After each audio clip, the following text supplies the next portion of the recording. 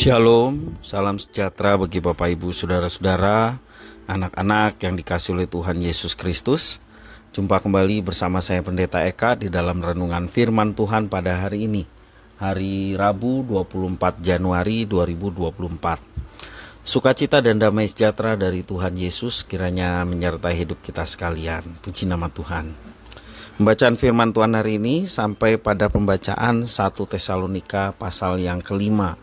Kiranya firman Tuhan yang kita baca renungkan sungguh memberkati kita. Baik, sebelum kita akan merenungkan bagian firman Tuhan, kita akan berdoa bersama.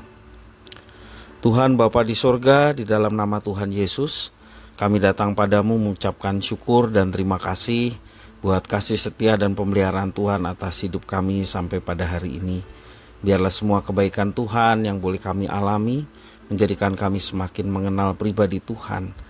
Dan pengenalan akan Tuhan membawa kami hidup dalam ketaatan akan firman-Mu.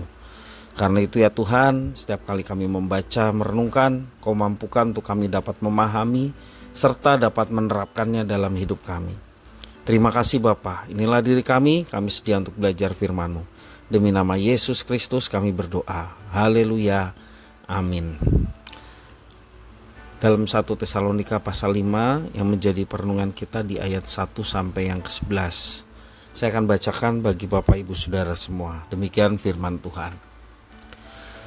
Tetapi tentang zaman dan masa saudara-saudara tidak perlu dituliskan padamu, karena kamu sendiri tahu benar-benar bahwa hari Tuhan datang seperti pencuri pada malam. Apabila mereka mengatakan semuanya damai dan aman, maka tiba-tiba mereka ditimpa oleh kebinasaan. Seperti seorang perempuan yang hamil ditimpa oleh sakit bersalin, mereka pasti tidak akan luput.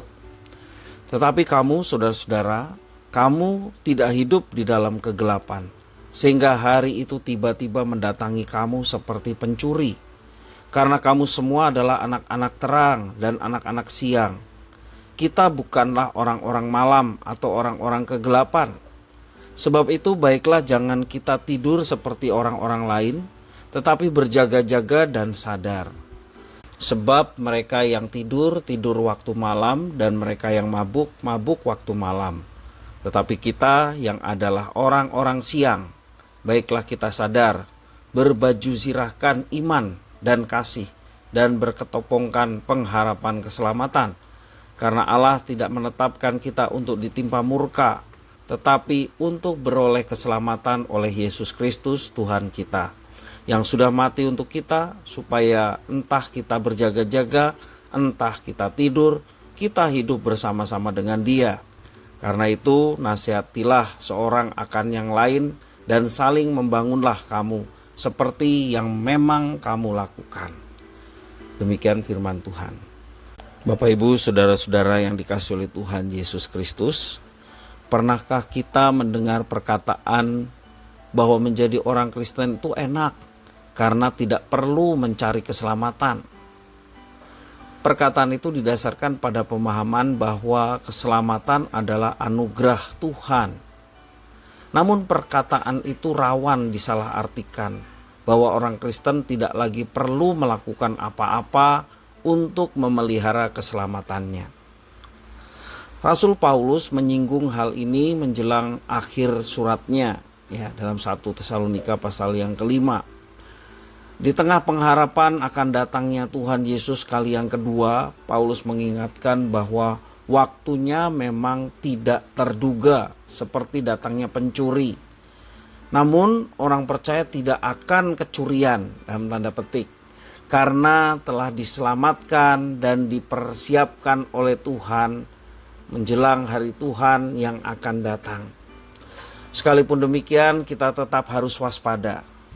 Salah satu hal yang bisa dilakukan adalah saling menasehati dan saling membangun. Jadi semua dalam keadaan terjaga. Kapanpun Yesus datang, kita terjaga dalam arti kondisi kita siap, tetap teguh beriman, dan tidak menjadi menyimpang dari apa yang telah Tuhan tetapkan. Sekali lagi, kita harus terjaga, bukan sebaliknya seperti orang tertidur, apalagi mabuk, tidak sadarkan diri. Yang dimaksud adalah kita tetap menjadi orang-orang yang terjaga. Kapanpun Yesus datang, kita dalam kondisi siap. Nasihat Rasul Paulus ini menegaskan bahwa memang keselamatan adalah anugerah. Akan tetapi keselamatan itu perlu dipelihara. Bagi orang yang dihadiahi pelita untuk berjalan di tengah kegelapan, ia tetap harus waspada menjaga api dalam pelita itu agar senantiasa tetap menyala dan tidak padam. Itulah yang dimaksud Paulus sebagai tetap terjaga. Bapak, Ibu, saudara-saudara yang dikasihi oleh Tuhan, persekutuan orang-orang percaya memegang peran penting dalam hal ini. Tak jarang orang percaya pun lengah atau lelah dalam memelihara keselamatan yang telah dianugerahkan Tuhan. Dengan demikian, peran saudara seiman untuk menegur, untuk menasehati, dan saling membangun ini sangat penting. Setiap orang memiliki tanggung jawab seorang terhadap yang lain. Ketika ada yang mulai terlena sehingga menjauh dari persekutuan, sudah menjadi tugas saudaranya untuk mengingatkan. Ketika ada yang berbuat dosa dan melalaikan kehendak Tuhan, sudah menjadi tugas saudaranya untuk mengingatkannya.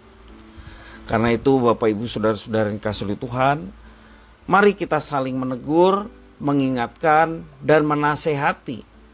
Bukan karena merasa diri lebih baik daripada orang yang kita tegur, ingatkan, atau nasihati.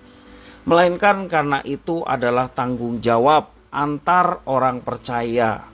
Wujud dari kasih persekutuan saudara seiman dengan bentuk menegur, mengingatkan, dan menasehati untuk tetap berjaga-jaga dalam iman percaya kepada Tuhan Yesus. Jadi jangan kita ragu untuk melakukan sesuatu yang diperintahkan Tuhan. Tegurlah terhadap sesuatu yang menyimpang. Nasihatilah ketika beberapa saudara kita tidak memahaminya. Dan tentunya ini menjadi peringatan bagi setiap kita untuk bisa saling membangun. Kalau kita tertidur, kita tidak sadar, bertobatlah, mari terjagalah supaya kita siap kapanpun Yesus datang menjemput setiap orang percaya. Sungguh-sungguh kita dalam kondisi baik dan siap. Ya, jangan sampai kita tidak menjadi siap ketika Yesus datang dan itu sangat merugikan kita semua. Mari kita bangun supaya kita tetap terjaga dan tetap waspada.